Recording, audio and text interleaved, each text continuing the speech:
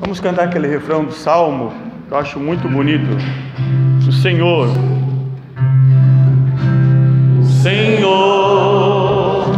é bondoso, compassivo e caridoso. O Senhor é bondoso, compassivo e caridoso. Repito, palavra da salvação. Senhor. Vamos sentar para nós meditarmos então as leituras de hoje. A primeira leitura do livro do Eclesiástico também vai tratar do perdão. Sempre digo, queridos irmãos e irmãs, que o perdão não é humano. Eu não consigo perdoar uma pessoa se não estiver em comunhão com o Senhor. O perdão é divino. Quando eu estou em comunhão com o Senhor, eu consigo perdoar. Mas se eu não tenho vida de oração, se eu não tenho essa intimidade com o Senhor, fica difícil perdoar. Aí eu fico remoendo aquela mágoa, aquele ressentimento por muito tempo. Como diz aqui o livro de Eclesiástico, o rancor e a raiva são coisas detestáveis. Até o pecador procura dominá-las, como diz aqui. Mas quem se vingar, encontrará também a vingança do Senhor. E eu escuto muito dizer assim, que Deus perdoa, Deus é misericórdia, mas a natureza não. A natureza, ela cobra de nós. A própria natureza nos dá já uma resposta quando a gente comete algo ruim ao nosso corpo. O corpo padece, a nossa alma, a alma padece, o nosso espírito, o espírito padece. Por isso, se eu estiver em comunhão com o Senhor, Ele vai me ajudar nesse processo de perdão. É um mandamento, e nós devemos buscar isso, mandamento do amor, porque somente ama aquele que perdoa, ou somente perdoa aquele que ama. Para nós isso é motivo de busca, é motivo de oração. Agora, o rancor é algo que nós guardamos no coração. Mágoa, ressentimento. Nós fazemos igual aquilo que o animal faz, né? Se a gente observa o animal, o boi ou o cavalo, ele durante o dia ele come muita grama, e à noite a grama volta e ele fica remoendo. Não é isso? Você passa aí à noite e vê o boi lá remoendo. E nós às vezes ficamos remoendo aquilo. Ele não devia ter falado aquilo para mim. Ela me falou. Aí eu estou falando já da família, né? Ela me ofendeu. E fica remoendo aquilo, e fica remoendo. E passa tempo, e aquilo vai gerando um câncer dentro de nós. Que vão se perdoar às vezes lá já no leito de morte, né? Minha velha está lembrada aquele dia lá que eu falei para você que eu te ofendi. Perdão, né? Mas aí já o mal já fez a obra dentro do nosso coração. Então a primeira leitura vai falar desse grande mal que é o rancor. O rancor que gera uma raiva, né? Um ódio, e que destrói a nossa alma, destrói também o corpo que padece. Então essa primeira leitura está muito direcionada ao próximo, né? Perdoar o próximo. O próximo pode ser a minha esposa, o meu esposo. Pode ser o meu filho, a minha filha, né? Que às vezes cometeu aí um deslize na vida e eu não consigo dar o perdão, eu não consigo. Antes de eu cometer uma justiça ou repreender, eu tenho que saber amá-lo, né? Eu criei o meu filho e minha filha nos caminhos do Senhor, e ele se perdeu. Não, vamos buscar o amor de Deus. Tudo pode transformar a vida desse filho e dessa filha. Porém, chega um momento na vida que a gente cria os filhos para o mundo, né? E eles seguem o caminho, mas eles não esquecem aquilo que o pai e a mãe falou, né? E se eles pegarem um caminho diferente, Mas sempre vão lembrar, o papai e a mamãe ensinou assim: estou tomando outro caminho, eu tenho responsabilidade daquilo que estou fazendo. O pai e a mãe vão chegar diante de Deus justificado. Porque quando os filhos vêm para nós, a gente pensa que é nosso, né? A gente cuida, a gente zela, a gente trata com todo carinho, com todo amor. Chega um momento que ele, pai, estou saindo, vou viver minha vida, encontrei uma moça, um moço, vou casar, vou seguir minha vida, né? E a gente fica lá, o velhinho, a velhinha, sozinho dentro de casa, né? A gente cria os filhos para o mundo, não são nossos. Deus confia a nós, mas um dia nós vamos ter que prestar conta. Aquele filho, aquela filha que eu confiei, onde está? Você anunciou Jesus, levou quando era pequenininho para a igreja, corria para lá e para cá e coisa e tal, não tem problema. Uma hora ele vai entender que aquilo é um lugar sagrado e ele vai, não tem problema. Não se preocupe, né? Eu não levo o filho para a igreja porque incomoda muito e fica aquela correria. Não tem problema, mas leve. E se o celebrante se incomodar com isso, não pode se incomodar. Está levando os filhos para a casa de Deus. Uma hora ele vai entender. Por isso que a segunda carta aos Romanos vai dizer: ninguém vive para si. Não vivemos somente para a esposa, somente para o esposo, somente para os filhos. Vivemos para Cristo.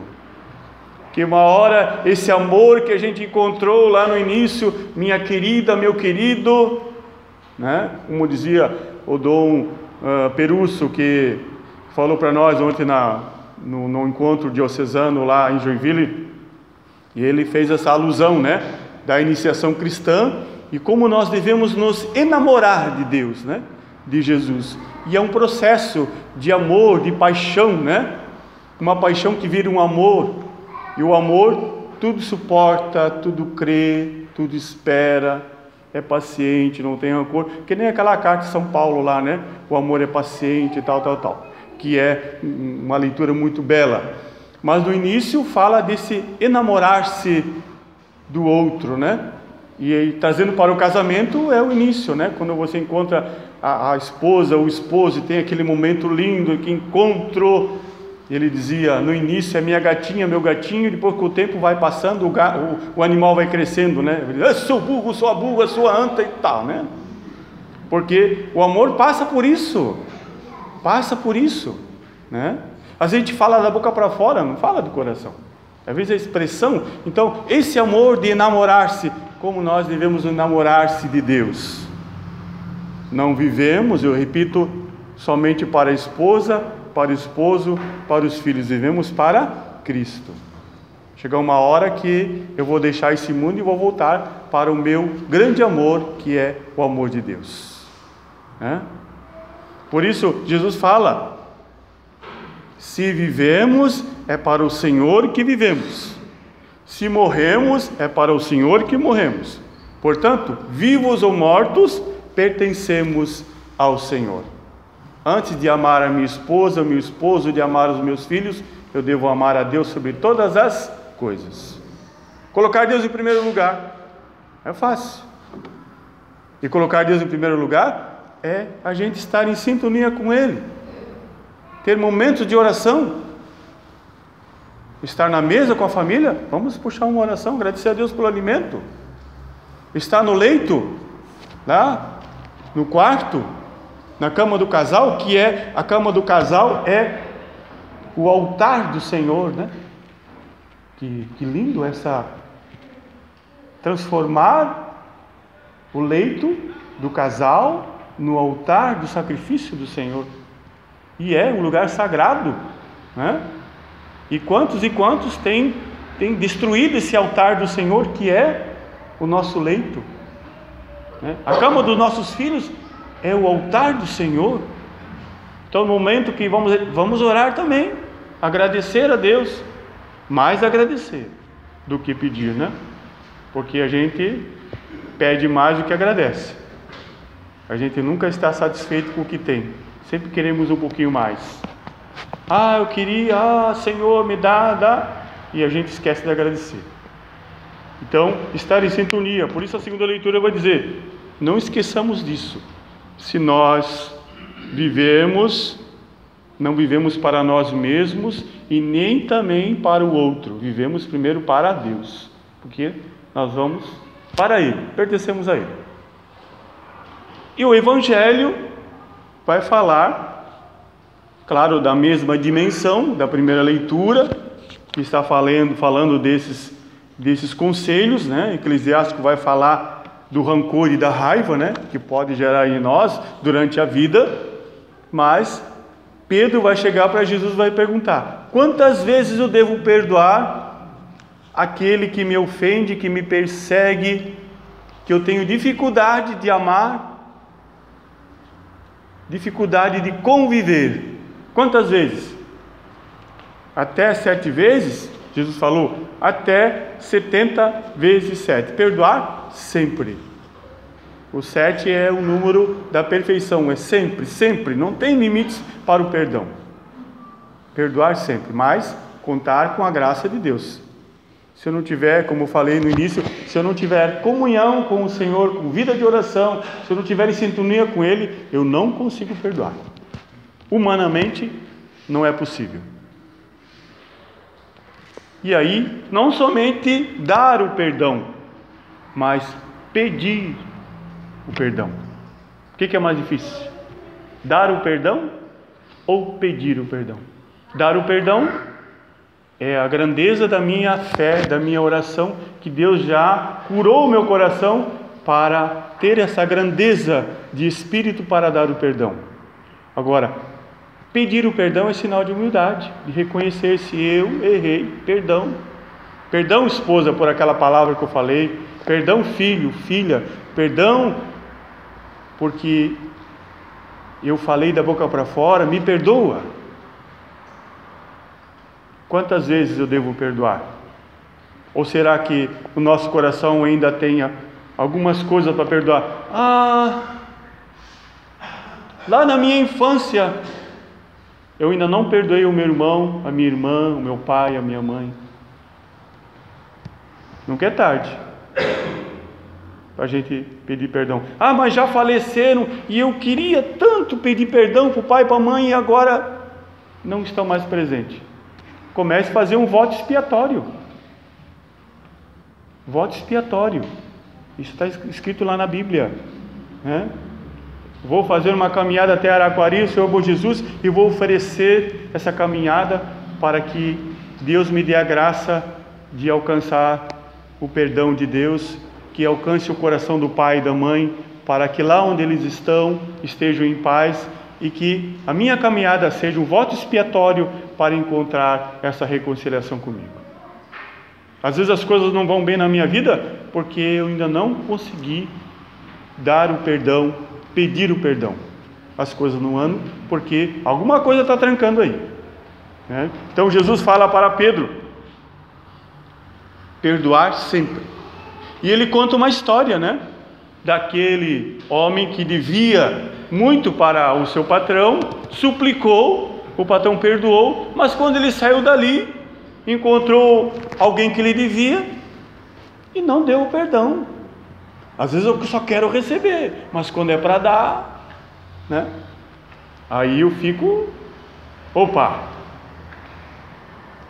porque isso é passar por cima de mim mesmo, né?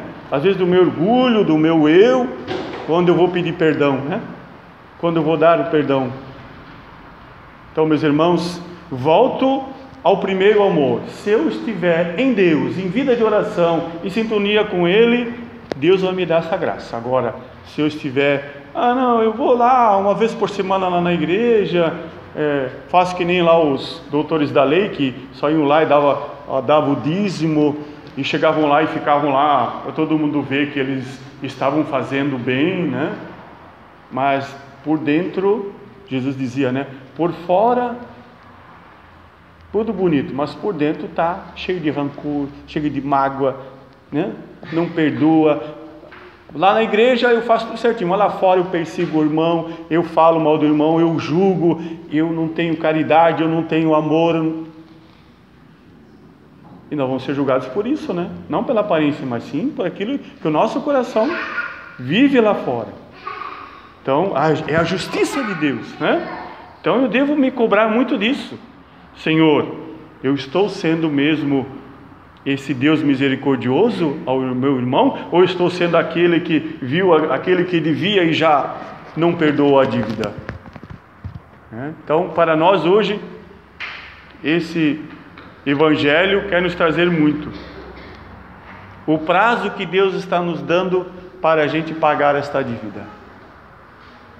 Qual é o prazo que eu tenho para pagar essa dívida? Ainda há tempo para mim voltar nesse caminho de Emaús, voltar ao primeiro amor, né? Ver que Jesus caminha do meu lado, que eu não estou sozinho, que Ele vai me ajudar a voltar e dizer: Pai, pequei contra Ti, como o filho pródigo falou, né? Pequei contra o céu, pequei contra Ti, estou aqui, quero viver vida nova. O Pai vai acolher esse filho.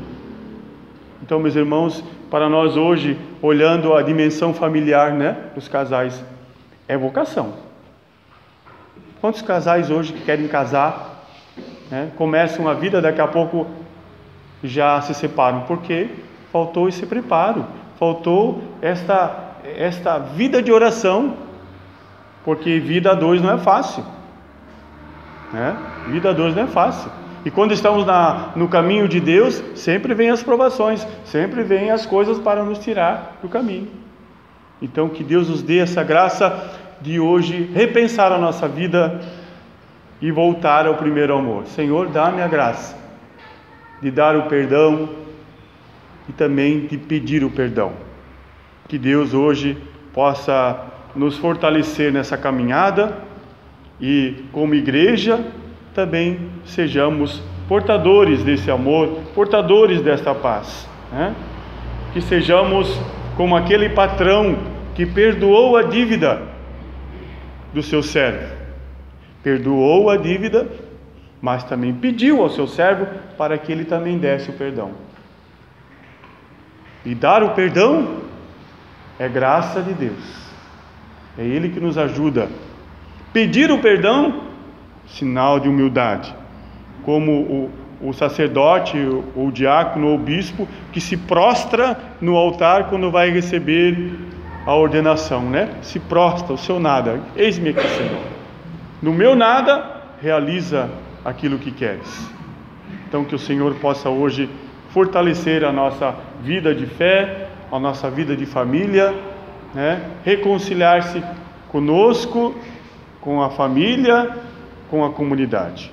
Louvado seja o nosso Senhor Jesus Cristo. Assim seja louvado. Vamos cantar aquele refrão, Marcelo, novamente, antes do creio, né? O Senhor é bondoso, é compassivo, né? Vamos cantar esse refrão antes de nós fazermos o nosso creio. O Senhor.